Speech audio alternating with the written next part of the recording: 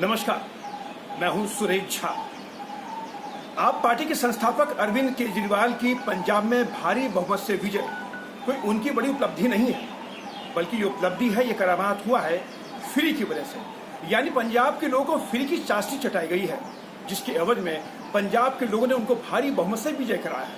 लेकिन अब समस्या यहाँ खड़ी ये होती है कि पंजाब का खजाना खाली है, उनके पास फ्री में यानी फ्री में बांटने के लिए अब इतना खजाने में पैसा नहीं है ताकि वो लोगों को कुछ दे सके। तो उन्होंने दिल्ली की ओर रुख किया, यानी प्रधानमंत्री नरेंद्र मोदी के आगे गुहार की है कि हमें कुछ आप पैसे दीजिए ताकि हम अपने राज्य का खर्चा चला सकें, लोगों को फ्री का जो हमने ऑफर दिया है उसको पूरा कर सकें। अब अरविंद केजरीवाल यहाँ फंस चुके हैं। इस विषय पर हमारे साथ बातचीत करने के लिए मौजूद हैं राजनीतिक विश्लेषक रविंद्र कुमार। आइए इनसे बातचीत करें। सर, आपका बहुत बहुत स्वागत है हमारे चैनल में। सर, अरविंद केजरीवाल ने लोगों को फ्री की चाशनी चटाई पंजाब के अंदर, अब उनके पास खजाना खाली है। दिल्ली की ओर रुख किया है प्रधानमंत्री नरेंद्र मोदी से, उन्होंने गुहार की पैसे की। क्या कहेंगे सर इसको लेकर आप? देखिए, सबसे पहले आप ये समझिए कि पंजाब की जो सरकार है आज के दिन अरविंद केजरीवाल की है और अब उसको बजट पेश करना है। बजट पेश करने के लिए सरकार को अपना लेखा जोखा बनाना पड़ता है और केजरीवाल ने 3 बड़े वायदे किए थे पंजाब के लोगों से चुनाव के दौरान। पहला ये था कि 300 यूनिट जो है बिजली जो है सबको मुफ्त मिलेगी। दूसरा ये था कि हम जो है औरतों को, बच्चों को जो पढ़ते हैं उनको बस में फ्री सफ़र की सुविधा देंगे। और तीसरा ये था कि हम वहाँ के लोगों को रोज़गार देंगे। जी, अभी जो है आपने देखा है कि भगवत मान ने मुख्यमंत्री बनते ही दूसरे दिन घोषणा की कि हम पंजाब में 25,000 नौकरियाँ करेंगे। अब एक सवाल आता है कि पंजाब का बजट कितना है। पंजाब का टोटल बजट जो है 1,68,000 करोड़ रुपये का है और ये बजट था चेन्नई ने जब पिछले साल जो है बजट दिया था वो 9 मार्च 2021 को। उसमें जो प्रावधान थे, अगर मैं आपको बताऊं तो आपको पता चलेगा कि केजरीवाल ये जो 54,000 करोड़ रुपये नरेंद्र मोदी से मांग रहा है वो झूठ बोल कर मांग रहा है। जब पिछले साल बजट पेश हुआ था पंजाब में तो ये किया गया था कि 100 यूनिट का बिजली का खर्चा जो है वो ₹1.19 सरकार ने रखा था। दूसरा जो है ये था कि अगला जो 100 यूनिट है उसका खर्चा जो है 4 रुपये प्रति यूनिट था और तीसरे वाला जो था वो 7 रुपये के हिसाब से था। अगर आप इन सब का खर्चा जोड़ें, क्योंकि ये जो बिजली के रेट चेन्नई की सरकार ने गिराए थे 1 नवंबर 2019 को, उसके बाद जो है कुल जो है बिजली का खर्चा जो है बजट का खर्चा सिर्फ 1100 करोड़ है जो वहाँ की सरकार को अतिरिक्त खर्च करना है।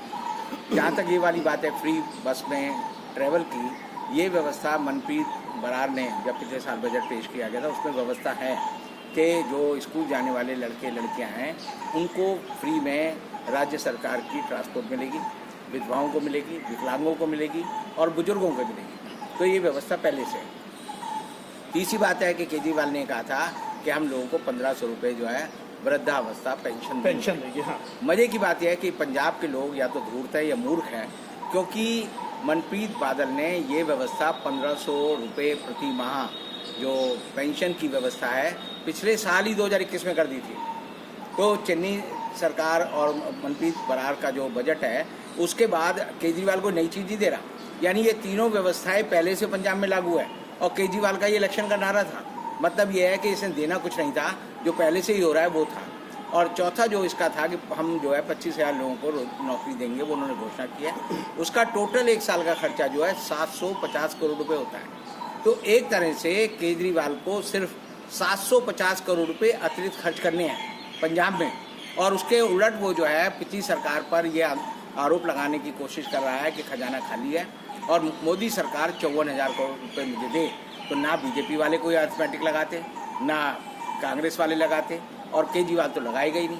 तो आप समझिए ये 54,000 करोड़ जो नरेंद्र मोदी से मांग रहा है, ये व्यवस्था जो है पंजाब के बजट में पिछले साल भी थी और थी तो काय को ये 54,000 करोड़ मांग रहा है। तो 54,000 करोड़ ये मांग इसलिए रहा है ताकि ये राजनीतिक जो है मजमेबाजी कर सके, नौटंकी कर सके।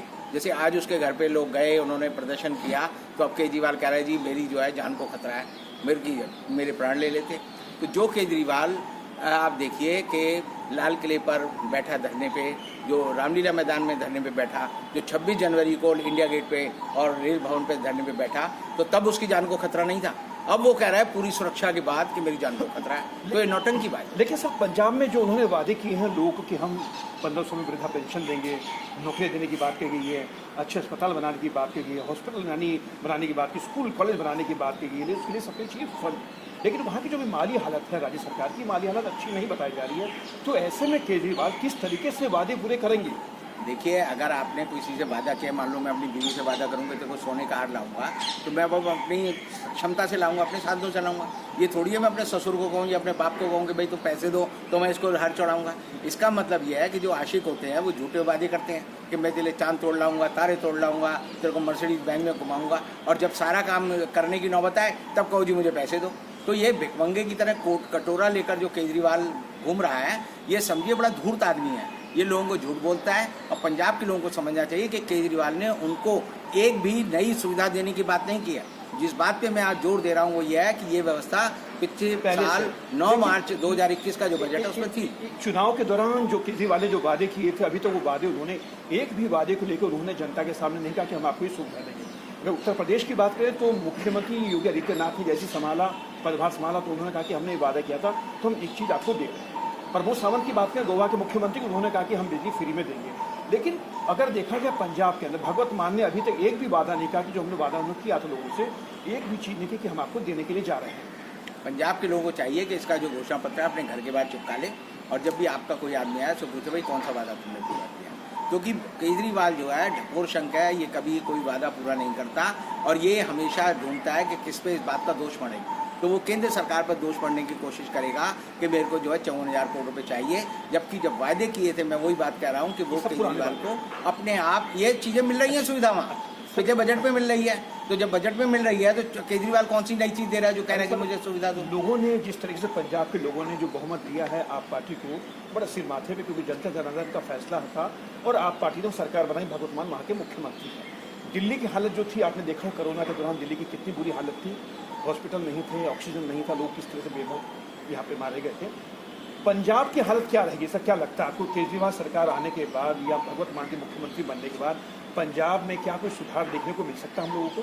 देखिए, आप ये समझिए जल्दी ही पंजाब के जो चुने हुए अभी जो राज्यसभा के सांसद हैं वो, और पंजाब के मुख्यमंत्री और पंजाब के विधायक एक दिन आकर आप देखेंगे पंजाब गवर्नमेंट दिल्ली में आके ठहरेंगे और वो सेंट्रल सेक्रेटरीट पे और संसद पे धरना देंगे कि मोदी जी हमें काम नहीं करने दे रहे, मोदी जी हमें पैसे नहीं दे रहे, वो केंद्र सरकार हमारी ऊपर रोड़ा लटका रही है और इसे कुछ नहीं करना, सिर्फ विक्टिम कार्ड खेलना है और ये बताना है कि मैं जनता के लिए बहुत कुछ करना चाहता हूँ, लेकिन ना करने की इन पे अकल है, ना इनके पास जो है उसके साधन है और ना ये करना चाहते हैं। तो ये झूठे मक्कार बेईमान लोग हैं और इसीलिए जो है हमेशा एक बहाना ढूंढते हैं कि किसी तरह अपनी असफलता का ठीकरा जो है किसके सर फोड़ा जाए। चलिए साहब का बहुत बहुत धन्यवाद।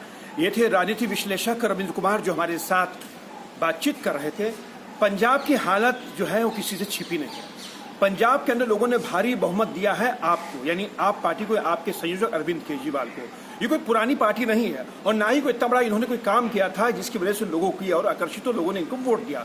पूरे पंजाब में झाड़ू चला और झाड़ू इसलिए चला कि लोगों को इन्होंने फ्री की चाशनी चटाई थी और उस चाशनी के चक्कर में लोग जो है पंजाब में इन्होंने आप पार्टी की सरकार बनवा दी। लेकिन अब समस्या यहाँ खड़ी ये हो गई कि पंजाब सरकार के पास खजाना खाली है, दिल्ली की ओर रुख किया है, लेकिन प्रधानमंत्री नरेंद्र मोदी ने भी इनकी बात सुनी, उनको अभी तक आश्वासन नहीं दिया है। ऐसे में कहने के माना जा सकता है कि आने वाले दिनों में पंजाब के लिए दिन भारी पड़ सकते हैं। कैंपस राजेश के साथ सुरेश झा, न्यूज़ नेट, दिल्ली।